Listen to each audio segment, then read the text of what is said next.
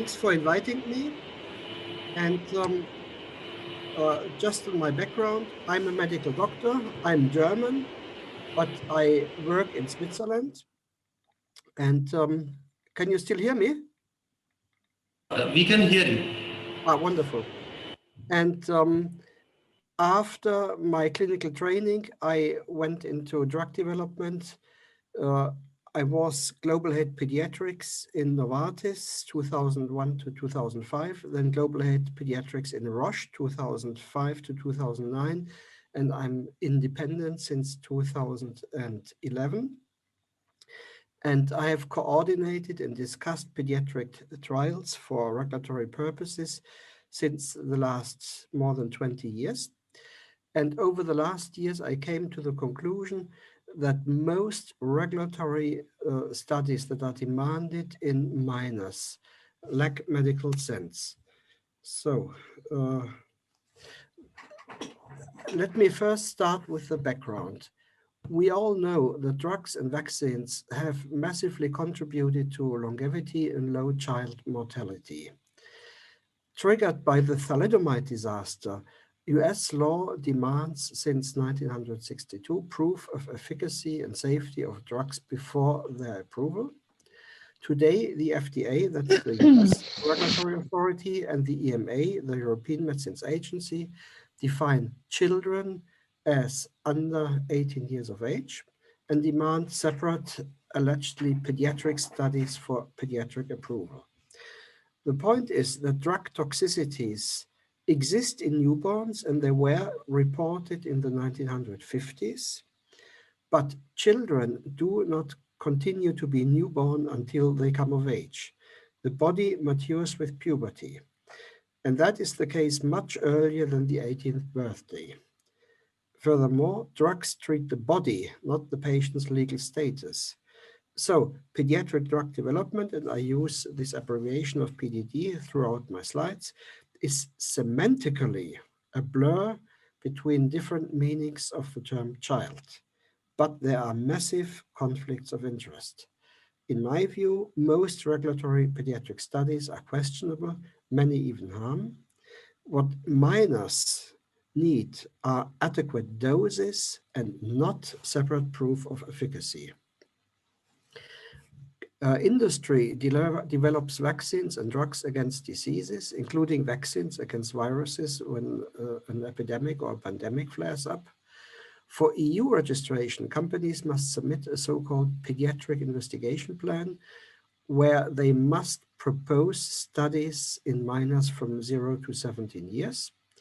The FDA demands something comparable, a bit less complex, after the end of the phase 2 meetings, and companies must be aware of these demands to negotiate these plans, to avoid bad surprises when they ask for authorization, to avoid expensive, pointless studies, to avoid harming young patients, and to assess the feasibility to include minors into pivotal studies that are required for drug approval.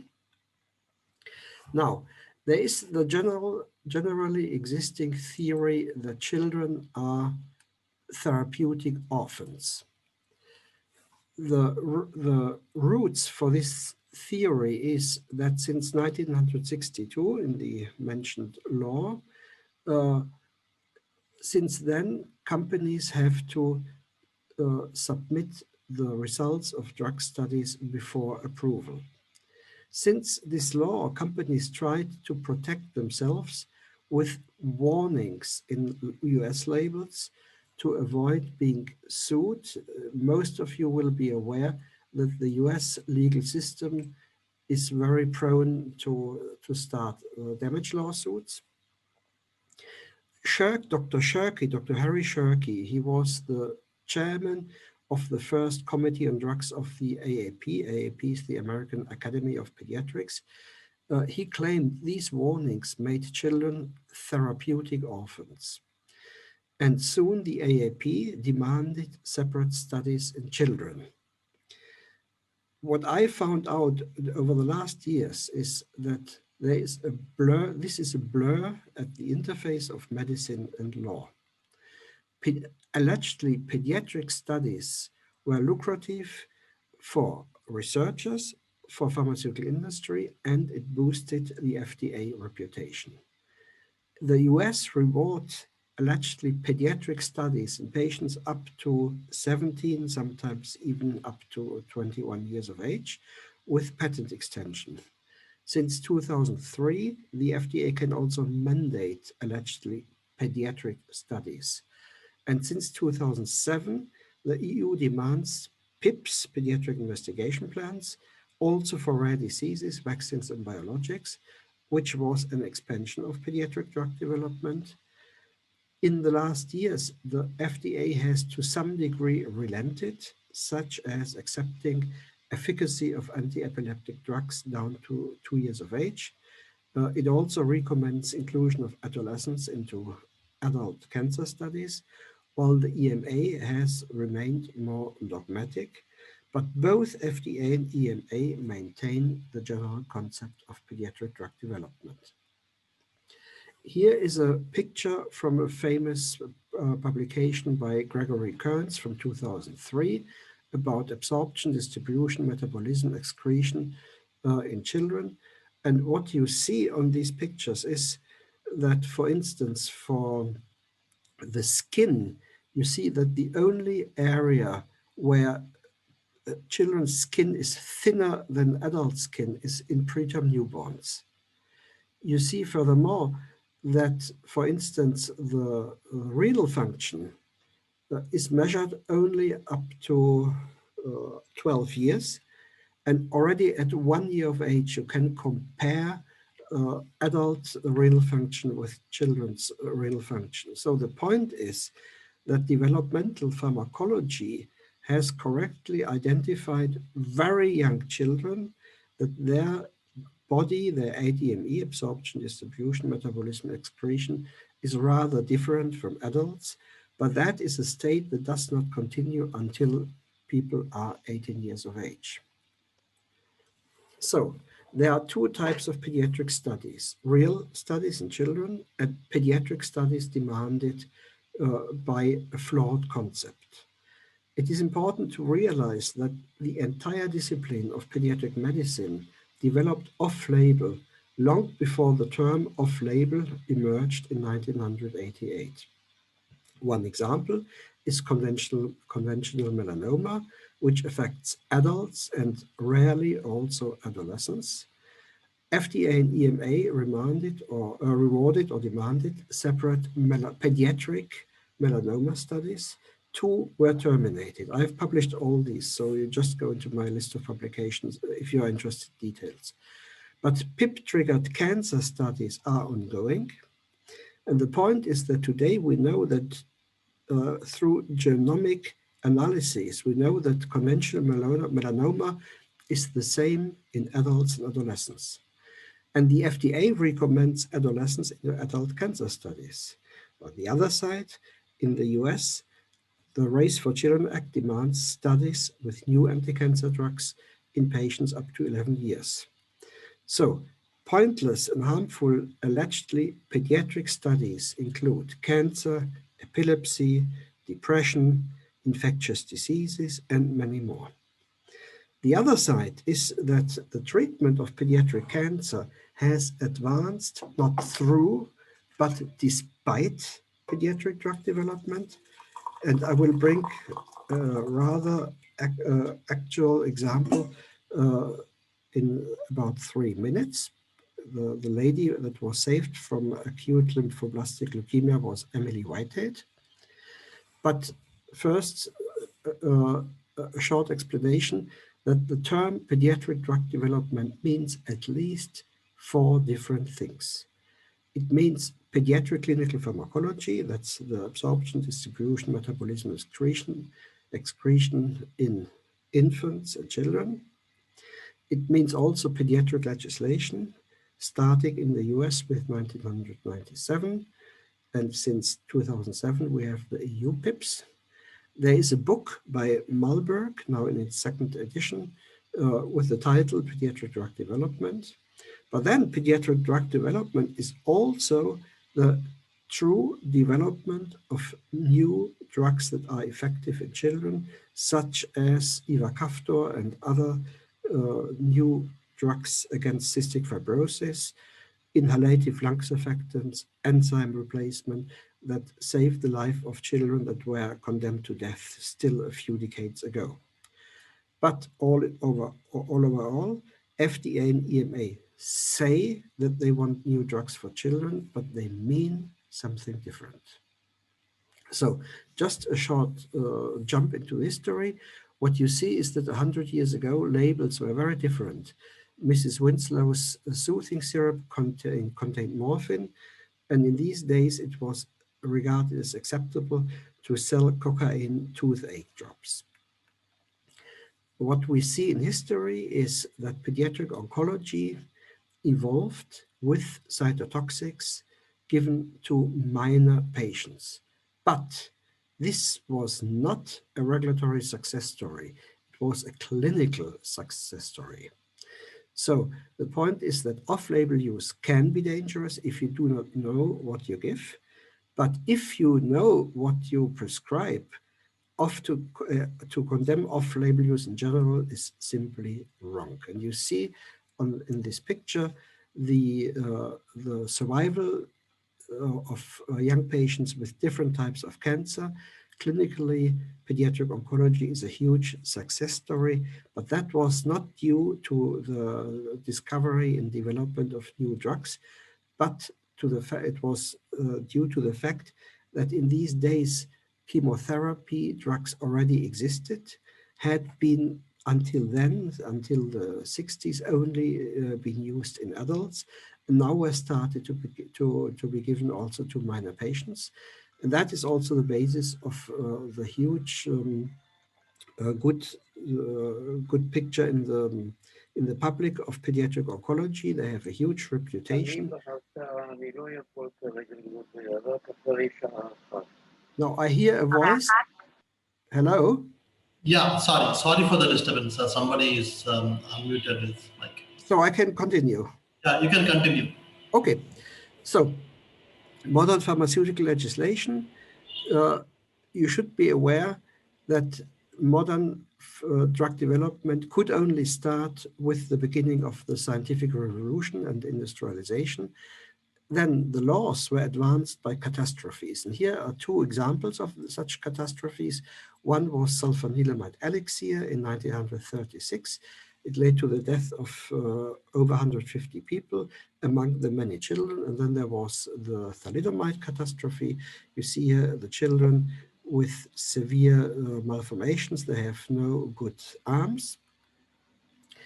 These are the age groups as per ICH E11, from preterm newborn infants to term newborn infants, infant and toddlers, children and adolescents.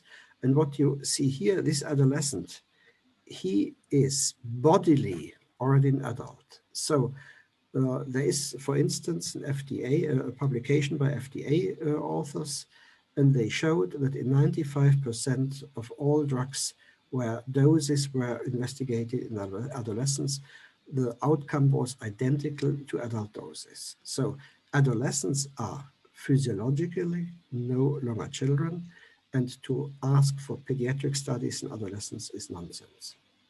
So this is the regulatory and scientific challenge through the phases of drug development. You see here, all drugs start with basic research, then someday you go into man, and then you go through the phases 1, 2, 3, you register in the first country, and then you continue with phase 4 trials until the patent expires and you have generic competition. The EU demands relatively early its PIP, the FDA somewhat later. That is an old EMA slide. In these days, the EMA still called itself EMEA. You see that the PIP procedure itself consists of twice 60 days, but it starts 3 months earlier when you should submit a letter to the EMA telling them that you plan to submit a PIP. Then you discuss with them. There's a clock stop of around 3 months and more. At the end, you either get a PIP or everything is refused. And now I come to the example of Emily Whitehead. She got acute lymphoblastic leukemia with 5 years, and she relapsed after having received chemotherapy. So the parents had to make a tough decision.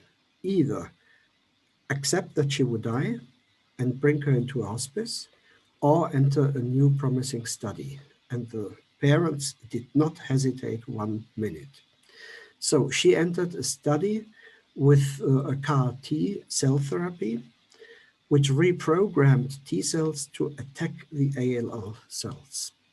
This therapy is now licensed as tisagenlecleucel, Kymriah, in patients up to 25 years.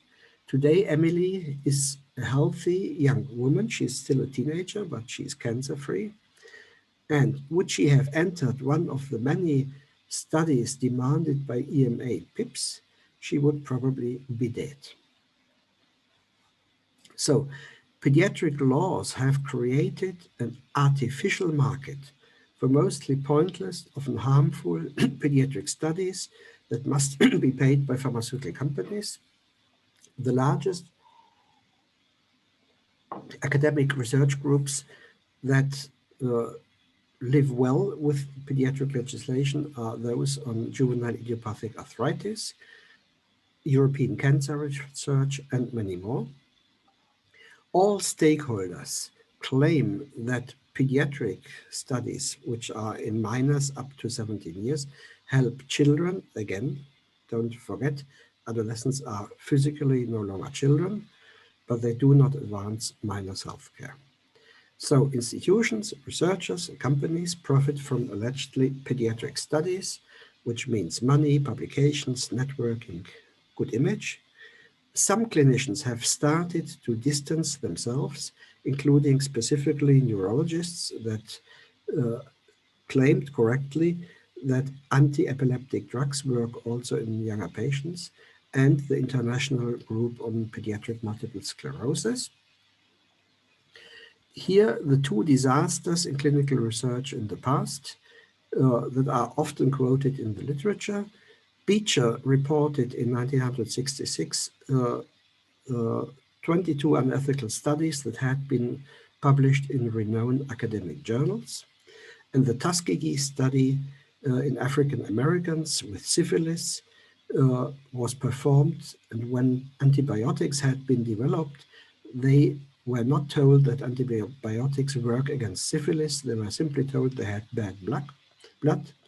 That study was terminated in 1972, not due to scientific discussion, but because somebody who was not directly linked to this study didn't like the concept, tried for 7 years to have it terminated by internal journals, was stonewalled, then realized that they would stonewall him for the next 20 years if he didn't do something different. So then he went to the press.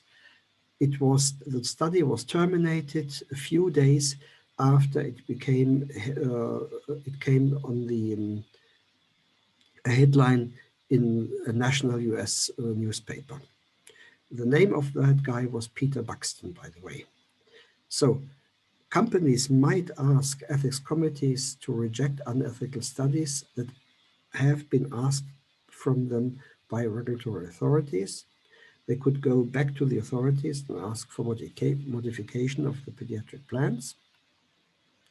The Declaration of Helsinki was established in 1964, has been amended repeatedly. It's today regarded as a cornerstone document on human research ethics. It defines the primary purpose of medical research to understand diseases and to improve prevention, diagnostics, and treatments. If you look through the entire Declaration of Helsinki, you will not find any exception for pointless regulatory clinical studies. So what we see in reality is that there is a shift in the demands done by the FDA, such as that the FDA recommends inclusion of adolescents into adult cancer studies, But on the other side, the Race for Children Act authorizes the FDA to demand pediatric studies for anti-cancer drugs in patients 2 to 11 years of age. The FDA now allows extrapolation of efficacy down to the age of 2 years. The EMA allows extrapolation down to the age of 4 years. In my view, the term extrapolation is flawed because you can only extrapolate from one species to another species or from one population to another population. But people are humans before and after the 18th birthday. So there is no extrapolation. It simply should be accepted that anti-epileptic drugs work in young patients as they do work also in older patients. In dermatology, the FDA has approved a topical anti-inflammatory compound against dermatitis, crisaborole, based on studies in patients aged 2 to 79 years of age. On the other side, the EMA has expanded its pediatric demands to diseases that can occur before the 18th birthday, including liver and kidney cancer, Parkinson's disease, Huntington chorea, amyotrophic lateral sclerosis, and other diseases. So here, two acute and, examples. You are aware, everybody is aware of the COVID-19 pandemic. The BioNTech vaccine is approved in up from 16 years on, all others in older than 18 years. The FDA has given approval to remdesivir. And here is an overview over the EMA demanded remdesivir COVID-19 studies. So they ask, for instance, for an open label, single arm PK tolerability and efficacy study in hospitalized children from 32 weeks gestational age to 17 years of age with confirmed COVID. That's nonsense. Somebody who's 15 years old and has a COVID-19 inflammation should be treated. He doesn't need to participate in a separate efficacy study. I will not read the other studies. Another example is the EU demanded studies, allegedly pediatric studies for the BioNTech vaccine.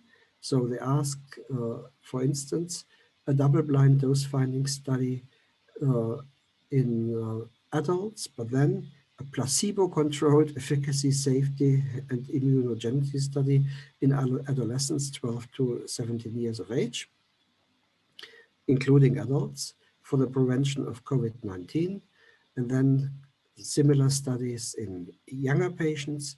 You see here on the screen, on the slide, the PIP number. Otherwise, you send me an email and I will send you more information. So these PIP-demanded studies do not make medical sense. So my view is that the pediatric studies that are demanded and performed by the regulatory authorities are numerically the largest abuse of patients in medical research in history. The authorities demand studies as if administratively defined children were another species. They demand comparison to placebo or to outdated treatment. For dose finding, international multicenter studies are exaggerated. These studies are performed by unsuspecting clinicians. They are approved by unsuspecting interinstitutional review boards, IRBs, and ethics committees. This, and that's very important, is not a conspiracy. It's a flawed concept that has emerged 50 years ago, but then has invaded regulatory authorities, pediatric clinical research, pediatric academia, and industry. And now we have to become aware of it and do something about it. Here, my thoughts, what studies young patients really need. You need adequate dose information. To assess dosing in minors, international randomized double-blind placebo-controlled studies are not necessary.